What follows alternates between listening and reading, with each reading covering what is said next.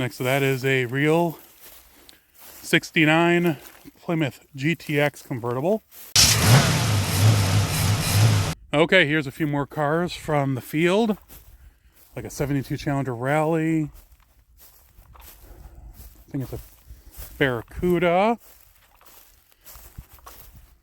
That's a 340 Barracuda, from what he told me. Ooh.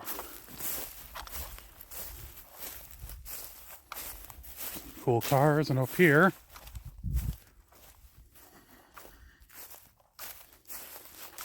another 70 Barracuda and a 70 Dodge Challenger Convertible.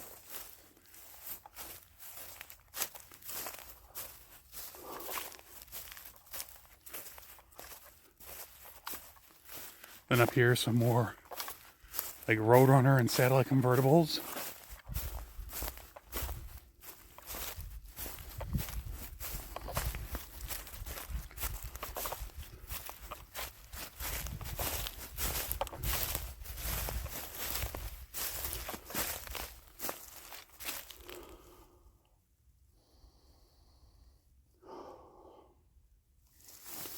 That's pretty sad, but cool. And then this is actually a really unique car. This right here is a 1967 Dodge Coronet RT 440 4-speed car. Pretty cool. Saved from a junkyard. 66 satellite convertible, I believe.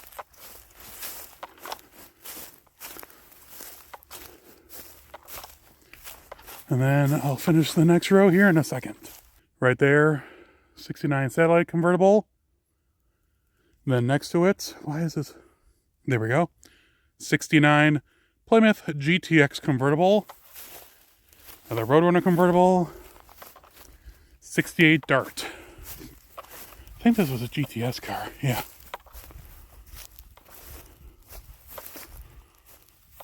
Yeah, this was a GTS car. 340. Pretty cool.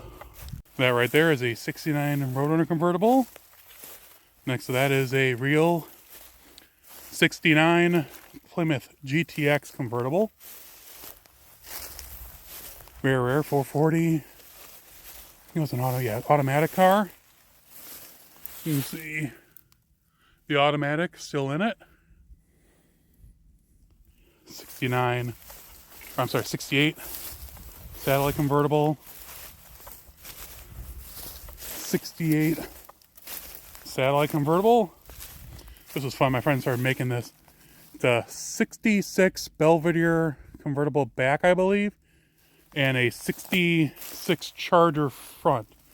Why did that just move forward? This big prickly bush right here that I almost walked into. Here's a 67 Plymouth GTX that was involved in a police chase.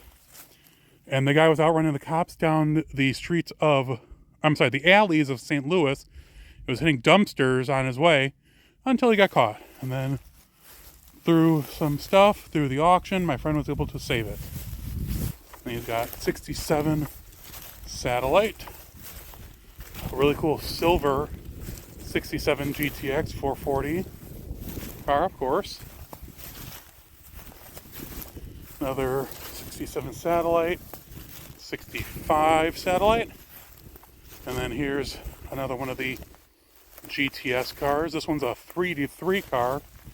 And I have a picture of the engine bay. I'll put it right after this part of the video. That way you can see that it has a 440 in it now, but it has a 440 with the funky exhaust manifolds on it.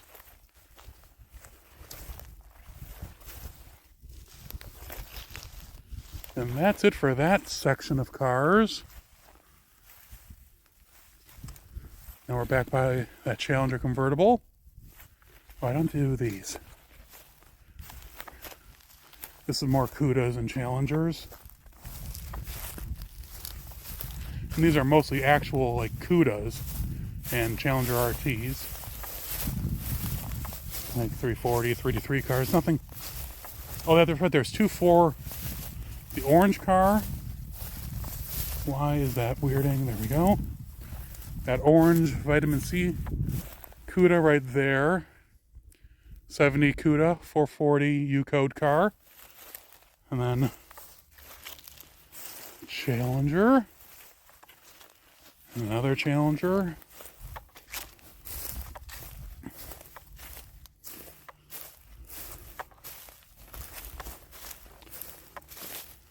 And here we'll go back. I don't think we got the back, the other side of these. 70 Cuda.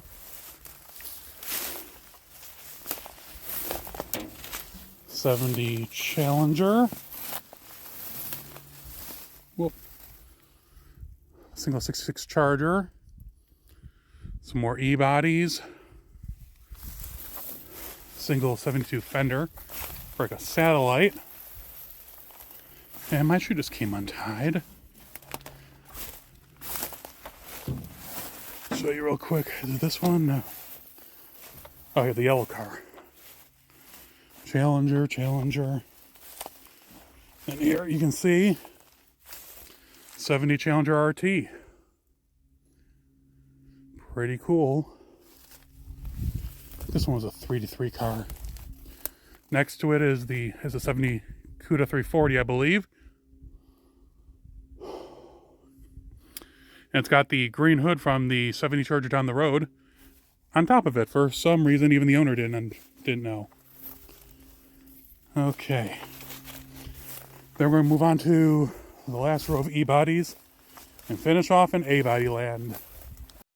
Here's a little bit more of the drone footage from the middle area. You can see me actually controlling the drone as I was sitting on that A-body 340 Dart GTS, which is really cool. And this, you can see that I was just learning to use the drone, trying to figure out what the best view is, see how it all looks, because my cell phone is actually the screen and the control for the drone. So it was definitely a new experience. The A-bodies were pretty simple, and even the E-bodies being all in one single row. This one, there was trees I had to avoid, and a whole bunch more, but at least it gives you a good overview of the situation that the cars are in. This was a legitimate farm field before the owner took and put the cars out there.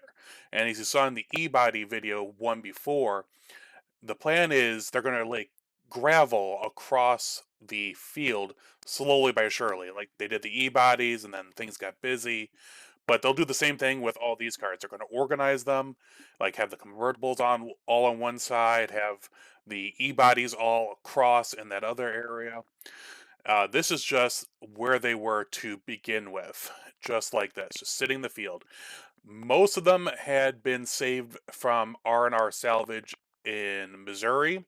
That's how come many of them are completely stripped out shells, like the Challenger Convertible you can see behind here. But other ones like this Dart and I believe the Satellite, they're all locals that were rescued from junkyards and auctions, made sure that, they weren't lost to time. They might not be in the best situation they are right now, but at least they still exist. And where they are in Missouri is actually a pretty dry area, so they don't rust a lot. So being in this field, they'll be fine for quite a while, to say the least. And I've seen them now in 2021, and then again now in 2023. And other than them pulling parts for other restoration projects that you'll see here in the future, the cars haven't changed at all. Even being out in the elements, there's really nothing that has affected them. There hasn't been any real snow or rain or ice. And oh, there's me, just trying to get my bearings, which was pretty fun to say the least. And then, yeah, we go over, show you this is where more cars are going to go probably in the near future, because they have the barn finds and the yard finds that are at that other field that I showed in the previous video that will probably eventually make their way over here and get sorted as well. This now is that middle area with all those E-bodies and like the 166 Charger, just to give you an idea of the way they're organized and laid out. More cars you'll see is up here on the left, which will be probably in the next video. But this is the, I would say, eastern part of the field, just to give you a little bit of an idea. And they're not that bad. I mean, yes, a lot of them coming out of R&R, they were stripped 20, 30 years ago, so it's lucky that they exist at all. But they saved them because if they hadn't been saved, they would have been sent to the crusher when R&R was finishing up. That's why people have been asking about some of the marks on them. They were probably saved marks because anything that this owner wanted that he bought, they had marks on them. They would be put off to the side, and through a few, I think, months, they went back and forth grabbing cars and moving them to this field because they didn't have enough room at the other property. This gives you an idea of how things were when we went through them a little bit closer up, because in the video I didn't get a lot of close-up views, but not too bad. Not too bad. The convertible Challenger, that's a rare one, unfortunately, stripped. But everything almost is available for them, fortunately enough. And the B-bodies, I mean, most Roadrunner stuff will, or B-body Satellite, Roadrunner, GTX, will work on these cars. There is some special stuff for the convertibles, but there's enough stuff here. I don't think they're going to have any issues. And this is just a few of them. Like I said, you'll see in the coming video that there's a lot more than this scattered about the properties. But like that 69 GTX convertible, that's something. I mean, when I saw that, it blew my mind, to say the least, because when do you see 69 GTX convertibles? They only came with Hemis or 440s, and this was a 440 car sitting in a junkyard. Or a big block Dart like that with the funky exhaust manifolds that have the big wallop in them to clear the steering shaft. Then here's a whole bunch more of the E-bodies and the B-bodies that were in the middle. After this, the owner, Seth, and I went and checked out the really, really neat B-bodies that are further up. And that's going to be really neat. Wait until you see the 76-pack Super B with the unique modifications. Hey everyone, hope you enjoyed the video walking around that little middle part of the yard with all the Roadrunners and, convertible B-bodies and E-bodies. It definitely was a really neat area to see, especially that 69 GTX convertible. I mean, I only think they made like 100 of them. I'm not quite sure. I'm sure someone will tell me in the comments. But if you guys have any comments or questions, let me know. I'm about to head off on another adventure in Wisconsin, so I'm packing up and getting stuff ready. Did you hear about the crazy weather we had here in Chicago this week? A whole bunch of tornadoes hit just west of here, and it was really bad. Fortunately, where my cars are at and where I live, we were pretty fortunate not to get too much damage. But I'll hopefully see you guys all on the road. Stay safe, and I'll see you on Monday when a new video drops. Have fun.